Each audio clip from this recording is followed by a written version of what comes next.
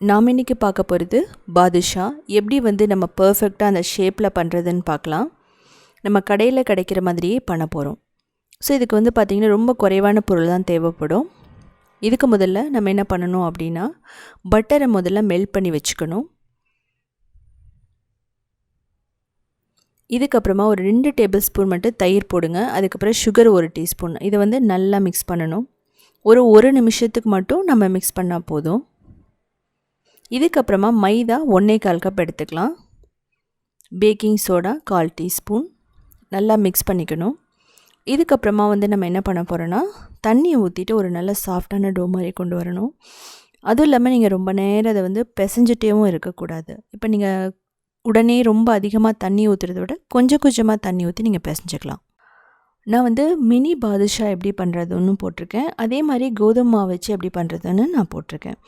நான் ஃபியூச்சரில் என்ன போட போகிறேன்னா, கோதுமை மாவு வச்சு அதுக்கப்புறமா வந்து நம்ம வெல்லத்தில் எப்படி பண்ணுறதுன்னு நான் போடுறேன். ஸோ பாருங்கள், இது மாதிரி நமக்கு அந்த டோ வந்தால் போதும். இதை மூடி ஒரு 15 நிமிஷம் வச்சிடலாம். 15 நிமிஷத்துக்கு அப்புறமா கொஞ்சம் மட்டும் நீங்கள் பிசைஞ்சால் போதும். இதில் வந்து நம்ம என்ன பண்ணணும்னா, முதல்ல சின்ன சின்ன பால்ஸாக நம்ம பிடிச்சி வச்சுக்கலாம். ஸோ அப்போ தான் நம்ம செய்யும்போது கொஞ்சம் ஈஸியாக இருக்கும். நீங்கள் என்ன பண்ணலாம் அப்படின்னா, உங்களுக்கு அந்த ஷேப் வரலை அப்படின்னு உங்களுக்கு தோணுச்சுன்னா, அந்த பால்ஸையே நீங்கள் லைட்டாக வந்து மிடில் ஒரு குழி மாதிரி பண்ணிவிட்டு அப்படியே ஃப்ரை பண்ணியே எடுக்கலாம். ஆனால் வந்து நான் எப்படி பண்ணுறதுன்னு சொல்லி நான் உங்களுக்கு காட்டுறேன். அந்த ஷேப் வந்து அந்த பாலை வச்சு நம்ம எப்படி பண்ணுறதுன்னு பார்க்கலாம். ஸோ அதுக்கு முதல்ல நமக்கு அந்த பால் நல்லா சாஃப்டாக இருக்கணும். கரெக்டான ரவுண்ட் ஷேப்பில் இருக்கணும். ஸோ இது பார்த்திங்கன்னா நல்ல ஜூஸியாக நல்ல கிறிஸ்பியாக ரொம்ப சூப்பராக இருக்கும். நம்ம இதை செஞ்சிட்டோம் அப்படின்னா கடையில் நம்ம வாங்கவே மாட்டோம். இதுக்கு வந்து 20 நிமிஷம்தான் தேவைப்படும். ஸோ இதை நம்ம ரெடி பண்ணி முடிக்க. இந்த மாவு நீங்கள் ரெடி பண்ணி வச்சுட்டு கூட 15 மினிட்ஸ் நம்ம ஏதாவது வேலை செஞ்சுட்டு அதுக்கப்புறம் கூட நம்ம என்ன பண்ணலாம் அப்படின்னா பண்ணலாம். ஸோ இப்போ நமக்கு பால்ஸ் எல்லாம் ரெடி ஆகிடுச்சு நல்லா சாஃப்டாக. இப்போ என்ன பண்ணுங்கன்னா, அந்த பாலை கீழேருந்து கொஞ்சம் ஒரு சின்ன லேயர் மாதிரி எடுக்கணும். அதுக்கப்புறமா நீங்கள் என்ன பண்ணணும்னா, அதை வந்து ஃபோல்ட் பண்ணணும். ஸோ மிடில் பிடிச்சிக்கிட்டு பெருவிரலால் நீங்கள் வந்து இது மாதிரி பண்ணலாம்.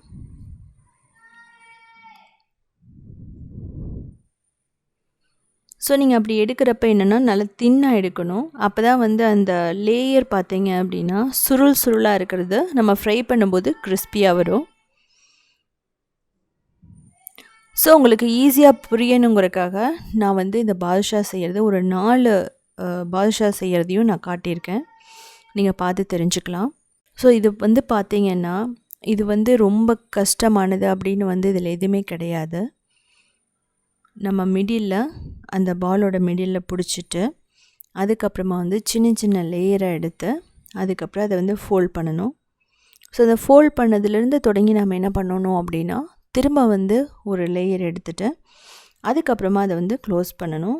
அவ்வளோதான். ஸோ இது மாதிரி நீங்கள் பண்ணிக்கலாம். ஸோ வரலை அப்படின்னா 2-3 தடவை நீங்கள் இதே பாலில் ட்ரை பண்ணி பார்த்துட்டு அதுக்கப்புறம் நீங்கள் பண்ணலாம்.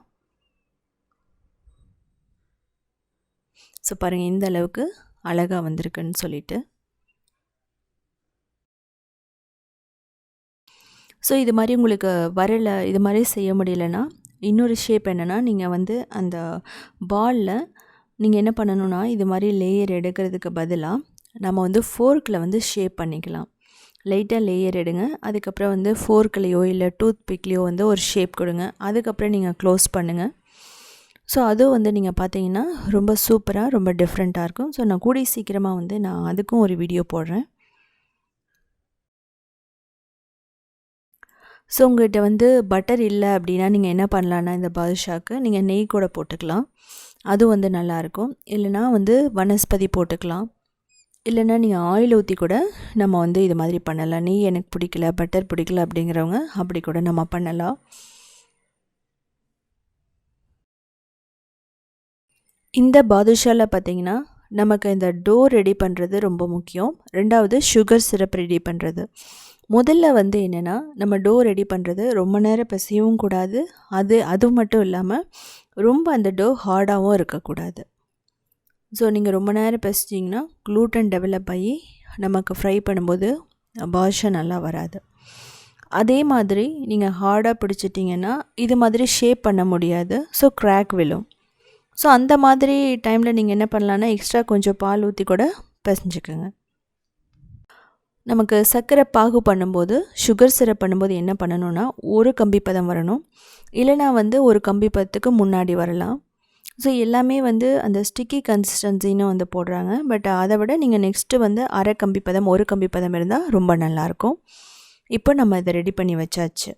இதுக்கப்புறமா நம்ம எண்ணெய் ஊற்றி நம்ம ஃப்ரை பண்ணிக்கலாம். நீங்கள் நெய்லேயும் ஃப்ரை பண்ணலாம், ஆயிலையும் ஃப்ரை பண்ணலாம். நம்ம ஃப்ரை பண்ணுறப்போ நம்ம லோ மீடியம் ஃப்ளேமில் வைக்கணும். முதல்ல சூடான ஆயிலில் போட்டுட்டு லோ மீடியம் ஃப்ளேமில் வச்சுட்டு நம்ம நல்லா ஃப்ரை பண்ணணும். அப்போ தான் அந்த பாதுஷா உள்ளேயும் ஃப்ரை ஆகும், வெளியும் நல்லா ஃப்ரை ஆகும். நீங்கள் ரொம்ப ஹை ஃப்ளேமில் வச்சுட்டா மேலே அப்படியே ப்ரௌன் ஆகிடும், உள்ளே என்ன ஆகும்னா வேகாது, அந்த மைதா ஸ்மெல் வரும். அதனால் நீங்கள் லோ ஃப்ளேமில் வச்சுட்டே நல்லா ஃப்ரை பண்ணுங்கள். ஒரு மாதிரி லைட் ப்ரௌன் வரும்போது நம்ம எடுத்துடலாம். ஒருத்தருக்கு நல்லா கோல்டன் ப்ரௌன் வந்தால் பிடிக்கும். ஸோ நான் அது மாதிரி இருக்கிறவங்க நல்லா கோல்டன் ப்ரௌனாக ஃப்ரை பண்ணி எடுத்துருங்க. இதுக்கப்புறமா நம்ம ஃப்ரை பண்ணி எடுத்ததுக்கப்புறமா ஒரு டிஷ்யூ பேப்பரில் போட்டுக்கலாம். ஆயில் ரொம்ப குடிக்காது. அப்படி உங்களுக்கு தோணுச்சுன்னா நம்ம அதில் போட்டுட்டோன்னா ஆயில் எல்லாத்தையும் அப்சர்வ் பண்ணிக்கும். இதில் பார்த்திங்கன்னா ஆயிலே எதுவுமே இல்லை. ஸோ பர்ஃபெக்டாக ரெடி ஆகிடுச்சு. சுகர் சிரப்புக்கு 1 கப் சர்க்கரை, அரை கப் தண்ணி ஊற்றினா போதும். இதுக்கப்புறமா நீங்கள் மீடியம் ஃப்ளேமில் வச்சுட்டு ஒரு கம்பி பதம் வர மாதிரி நீங்கள் நல்லா பாயில் பண்ணிகிட்டே இருக்கணும், கொதிக்க வைக்கணும். நான் ஏலக்காய் போட்டிருக்கேன், நீங்கள் ஏலக்காய் போடலாம், அப்புறம் சாஃப்ரான் போடலாம். ஸோ பாருங்கள், இந்த கம்பி பதம் வந்தால் போதும். இப்போ நம்ம என்ன பண்ணலான்னா ஆஃப் பண்ணிடணும். ஆஃப் பண்ணிவிட்டு அந்த பாதுஷா போட்டுட்டு ஒரு 20 நிமிஷம் அப்படியே விட்டுருங்க. அப்போ பார்த்தீங்க அப்படின்னா அப்பப்போ நம்ம மிக்ஸ் பண்ணணும்.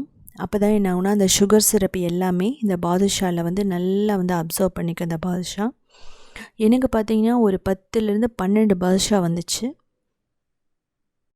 ஸோ அந்த ஜூஸ் எல்லாம் அப்சர்வ் பண்ணிவிட்டு நீங்கள் டைம் ஆக ஒரு மணி நேரத்துலேருந்து 2 மணி நேரத்தில் நல்ல ஜூஸியாக நல்ல கிறிஸ்பியாக வந்துடும்.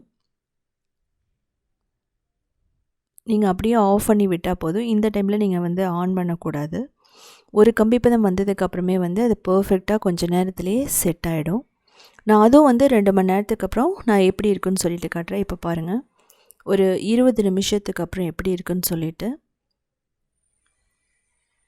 ரொம்ப பர்ஃபெக்டாக நீங்கள் பிஸ்தா மேலே வச்சிட்டிங்கன்னா குங்குமப்பூவும் பிஸ்தாவும் பார்க்க ரொம்ப அழகாக இருக்கும்.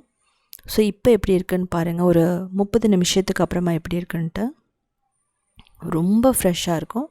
இது 1 மணி நேரம், இது 2 மணி நேரத்துக்கு அப்புறமா. ஸோ செஞ்சு பார்த்துட்டு கமெண்ட் பண்ணுங்கள்.